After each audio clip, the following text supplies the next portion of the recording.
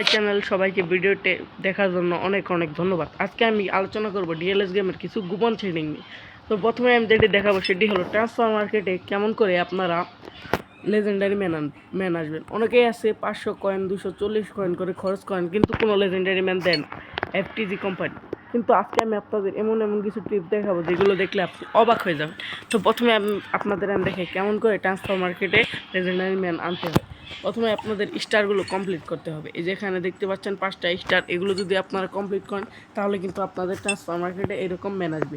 এখন প্রশ্ন হলো এই স্টারগুলো আপনারা কেমন করে কমপ্লিট করবেন। আপনাদের এই স্টারগুলো কমপ্লিট করতে হলে যা করতে হবে সেটি হলো আপনারা আইডি খুলে দেখবেন যে রেয়ার ম্যান আসছে অথবা ভালো ভালো কমন ম্যান আছে। সেগুলো আপনারা যদি ক্রয় করেন তাহলে কিন্তু আপনাদের স্টারগুলো বাড়বে। আর যারা আপনারা অনেকে কম কমন ম্যান কেনার চেষ্টা করবেন, বেশি বেশি কমন ম্যান কিনলে কিন্তু ট্রান্সফার মার্কেটে কমন ম্যানই আসা শুরু করে। তাই আপনারা সবসময় চেষ্টা করবেন রেয়ার ম্যান ক্রয় করার। আর তারপরে যে গোপন সেটিংটি দেখাবো সেটি হলো অনেকেই আছে ডিএলএস গেমে কমেন্ট্রি একই কমেন্ট্রি শুনতে শুনতে বোরিং হয়ে গেছে, তাদের জন্য একটি গোপন সেটিং। সেটি হলো অডিওতে ক্লিক করবেন, তারপরে এখানে লেখা আছে কমেন্ট্রি ল্যাঙ্গুয়েজ। এটি আপনারা কিন্তু বদলিয়ে দেবেন। স্প্যানিশ আছে, পর্তুগিজ আছে, আমি এখানে পর্তুগিজ দিয়ে দিলাম, তাহলে কিন্তু আমাদের আর বোরিং লাগবে না গেমটি খেলতে।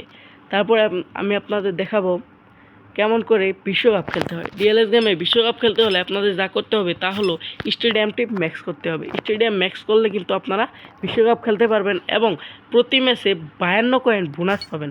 অর্থাৎ সব মিলিয়ে প্রতি ম্যাচে 150 কয়েন পাবেন এবং ভিডিও দেখে 50-60 কয়েন অথবা 150 কয়েন কিন্তু আপনারা উপার্জন করতে পারবেন। আজকের জন্য এই পর্যন্তই। তো সবাই ভালো থাকেন এবং ভিডিওটিতে লাইক করেন এবং চ্যানেলটিকে সাবস্ক্রাইব করেন।